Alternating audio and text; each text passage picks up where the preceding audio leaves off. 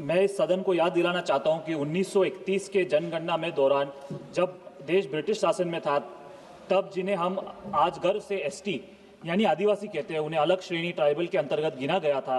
और ये श्रेणी हिंदू, मुस्लिम, ईसाई, सिख, जैन, बौद्ध, पारसी और यदुई जैसे प्रमुख धर्मों के साथ बराबरी से सूचीबद्ध थी।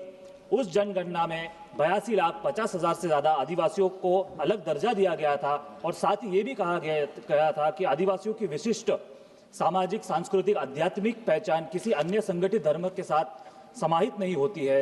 मैं आपको ये भी बताना चाहता हूँ कि कॉन्स्टिट्यूशनल ऑर्डर 1950 में भी ये कहा गया है, एज वेल एज कार्मिक एवं प्रशिक्षण विभाग डीओपीटी की गाइडलाइंस के दिशा निर्देशों के भावना के भी विरुद्ध है, जो स्पष्ट रूप से कहता है कि अनुसूचित आदिवासी की स्थिति धर्म से स्वतंत्र है।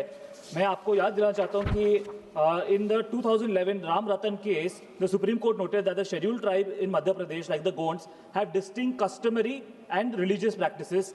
Their customary laws govern their social life and not the codified laws. In 2020 also, the Supreme Court made an observation regarding separate Sarna religious code for the Adivasis. The union government has acknowledged in affidavits that many tribals don't identify as Hindu but as Sarna followers or traditional animists. In 2021, the Orissa High Court also confirmed and requested the government to adopt a separate Sarna religion for the census and tribal faith. मैं सरकार से ये मांग रखना चाहता हूँ कि census हो या फिर सरकारी मैं ये मांग करता हूँ कि ट्राइबल या आदिवासी को जनगणना प्रपत्रों और सभी सरकारी अभिलेखों में एक वैध और अलग धार्मिक श्रेणी के रूप में मान्यता दी जाए, ताकि हमारे आदिवासी भाई बहनों की पहचान कभी भी कमज़ोर तरीके से प्रस्तुत ना की जाए। भारत सरकार से आग्रह करता हूँ कि हम अपने संविधान की भावना का सम्मान करें और आदिवासियों के सांस्कृतिक विलुप्ति से बचाएं और अपने उन पूर्वजों की विरासत का सम्मान करें जिन्होंने हमारे जंगलों, जमीन और अद्वितीय जीवन पद्धति की रक्षा के संघर्ष किया। धन्यवाद।